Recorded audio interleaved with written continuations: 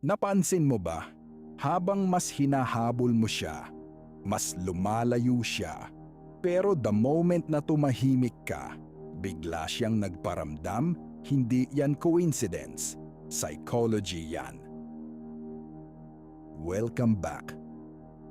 Kaibigan, kung gusto mong maintindihan ang attraction, mindset, at behavior ng tao, make sure nakasubscribe ka. Kasi dito, hindi lang feelings ang pinag-uusapan, psychology ang binibigay natin. May tinatawag sa psychology na scarcity principle. Simple lang ang ibig sabihin nito. Mas pinapahalagahan ng tao ang bagay na mahirap makuha. Kapag laging available ka, nawawala ang value. Kapag lagi kang nandyan, lagi kang nagre-reply agad, lagi kang ready anytime, nagiging normal ka na lang, walang challenge, walang excitement.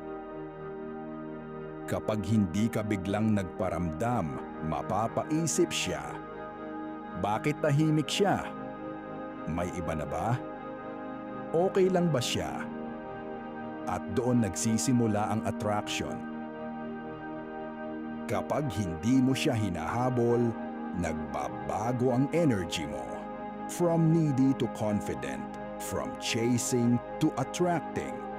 At yan ang mas nakaka-attract.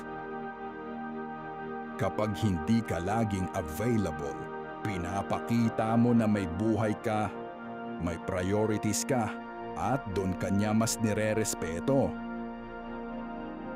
Hindi ibig sabihin nito na maglaro ka ng mind games. Ang punto dito ay, huwag mong gawing mundo ang isang tao na hindi ka pa naman ginagawang priority. So kung nagtataka ka kung bakit mas gusto ka niya nung hindi ka available, simple lang, mas nararamdaman niya ang value mo kapag hindi ka laging nandyan. Kung may natutunan ka, pakipindot ang like, share, at subscribe. At tandaan mo kaibigan, huwag kang manghabol, maging tao kang hinahabol. Kita-kits sa susunod na video, kaibigan!